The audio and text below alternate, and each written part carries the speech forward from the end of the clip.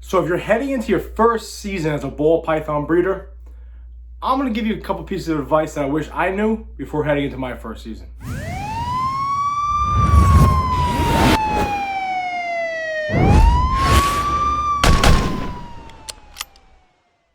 What's up, YouTube? It's Baker. Welcome back to Blue Line Morphs. So before you think I'm a dirtbag, I have the same shirt on because today's video is from Monday. Right? The video you're watching now is from Monday. I'm filming it right after I filmed Saturday's video, so I'm going to work and I'm probably not going to have time to film a video for Monday. So with that being said, I hope you guys had a happy and safe Labor Day weekend. Hopefully all my coworkers over the NYPD, New York City, hopefully we were all safe throughout Juve weekend, a Labor Day weekend. Hopefully everyone had fun, good holiday weekend. So with that being said, happy Labor Day. If you're new to the channel, I'm Baker. This is Blue Line Morphs. We're a new ball python breeding channel, so if you're here for this video about some piece of advice for going into your first season of breeding ball pythons, I just got through my first season. I'm a reptile enthusiast that made the transition from reptile enthusiast over to trying to breed. Kind of was a joke that happened at a bar, and here we are. So I had a really interesting first season. I had some trials and tribulations, so if you haven't watched Saturday's video, go back to Saturday's video, check that video out. I kind of did a quick little review and determine whether or not I felt as though my first season was a success or not. So listen, hit me up on Instagram, blue_line_morphs, and Facebook, Blue Line Morphs. Correspond with me on there, guys. I'm always on there, etc., etc. So if you're new to the channel, welcome. I post every Monday, Wednesday, Friday, Saturday. If you're coming back to the channel, hey, thanks for listening to me ramble. Let's get into it. So, piggybacking off Saturday's video, where was my first season a success, I thought I would give some advice on people heading into their first season. And I know some people are like, well, you know, you had a bad season, or you had a rough season, or you dealt with this, or you weren't prepared.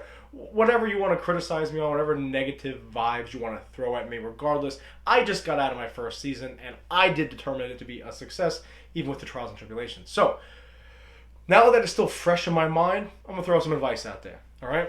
So, got my cheat sheets. If you're new to the channel, I can't think a lot, so here's my cheat sheet. The first piece of advice, have a plan. What I mean is this. When I first decided I wanted to get into this, I was just purchasing animals left and right with no real rhyme or reason. I was just kind of buying this gene, buying this gene, this morph, this genetic. I didn't know, listen, I want to work with clowns, I want to work with pies, I want to work with core glow, and I want to work with puzzle. I didn't determine that yet. So I was just buying animals, which is fine. But I recommend you have a plan. And to take it further is knowing where you want to take that plan. What I mean is this. When I first started, I say that a lot. What I mean is this. When I first got into it, I was like just breeding for the sake of breeding. In other words, I was like, oh, I can a coral glow to a normal, I can make coral glows. But you're kind of stunting your growth as a breeder, and you're kind of stunting the growth of your projects because you're not really progressing.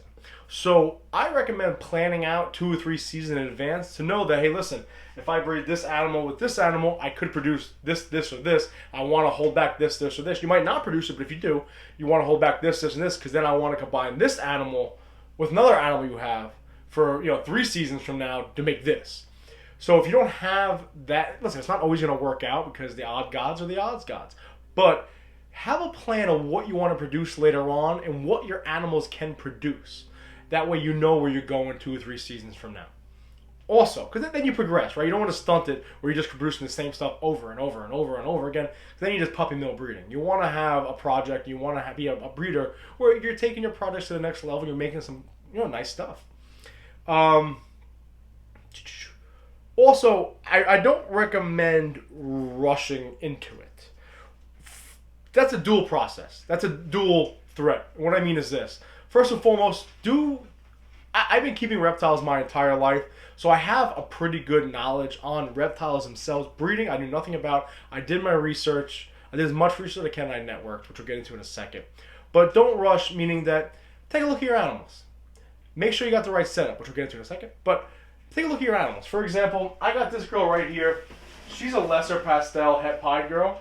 She's closing in on she's like 1.5 years old, maybe 2 years old. I thought she would be ready to breed this season. I'm kind of, even though she's just a lesser pastel, I'm kind of partial to her just because she's my first morph, you know what I'm saying? But she's only about 1,100 grams, and I can push it. I can maybe breed her at 1,200 grams, but there's just no reason to do it to the animal, right? She's a little thin. Not thin, but I wouldn't say she has the fat reserves to be holding eggs right now. So you don't rush the animal. All right? Don't rush into breeding, both personally and with the animals. Give the animals adequate time to grow to size, judge them, make sure they're good to go. Don't rush just to produce animals. Make sure they're healthy, make sure you're ready, etc. Segue into something slightly different, not so much just talking about snakes, but network. Network and build a brand, right? I'm a 300-pound, Mick, and I'm standing in front of a 3x3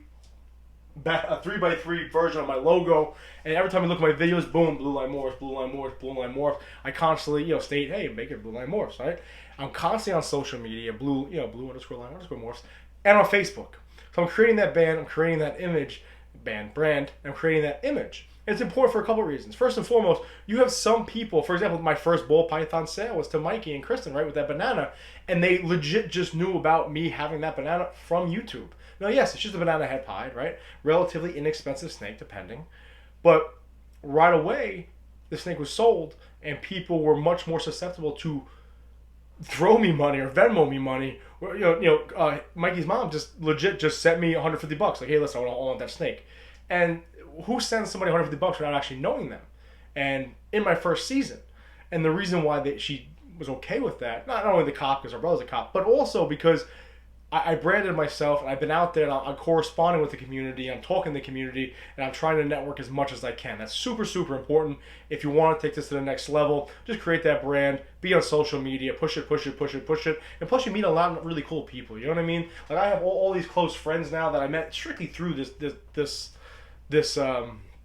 hobby business, if you will. Have the right setup. This is what I mean by this. When I first got into this, I had just like a couple racks in my living room, a couple snakes on it, and I kept purchasing snakes. I actually picked up this girl. She's a pastel etchy pied girl. I picked her up because I love pieds, and I want to work with pieds, or I did want to work with pieds, still work with pieds. She's gorgeous. Look at that pattern, man. I love what Enchi does to pied. A little bit of white right there, but look at her. Gorgeous. Should be breeding this year. She's just under 1,500 grams. Gonna give her another 2 months of eating. Hopefully get her to 1,600. Anyway. When I first got her, I didn't have room for her. It's just that simple. I liked the snake. I purchased the snake. I didn't have room in my rack system. So I literally had a 32-quart tub with holes popped into it. And then at like a knucklehead, I put a heat pad. Sweating. Hot. I put a heat pad on underneath it, unregulated, like a jerk. And it burned the bottom of the snake. Listen, I had to treat it, and I had the experience of having to treat a burn on a snake. But that was my fault as a keeper, not having the proper setup ready to go. Eventually, I moved into this reptile room, right? And what I ultimately decided to do is I did purchase this ARS rack with 40 slots. My boy Robert over Racer Reptile, check him out. And even though, from here down it's pretty much filled, I still have 8 to 10 spots open up with. And it's like, well, why would you have 10 spots open if you don't have the animals to fill them? It's really that simple. Because now when I purchase an animal, for example, I went to Sal's house, right, from Gomez Pythons, check him out. Right? Plug, right? Network. I picked up that big normal girl, and I can just throw her right in here. I'm good to go, okay? So have the proper setup. Be ready to go when it comes to that. Have the space available for your snakes, and have the space available in your house.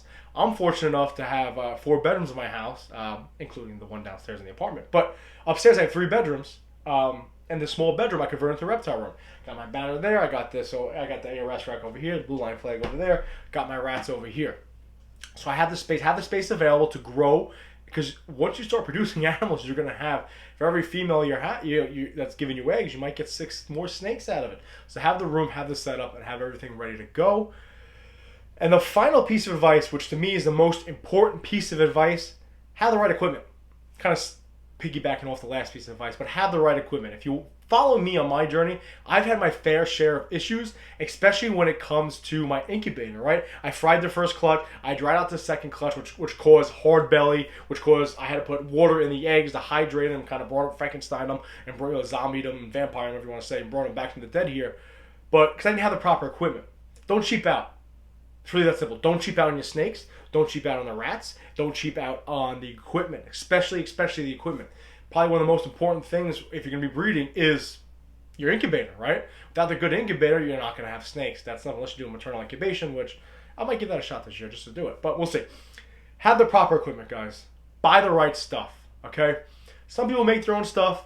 I'm not that handy. I'm not that handy. If you're that handy and you feel comfortable doing it, by all means, have at it. There's some big time breeders, real experienced breeders that produce and build their own incubators. But I highly recommend spend the extra money, get the right equipment, okay? Whether it's an incubator, whether it's an ARS rack or a freedom breeder rack, or if you like the sea serpent racks, whatever, spend the money, have the right equipment set up, good to go going into your first season.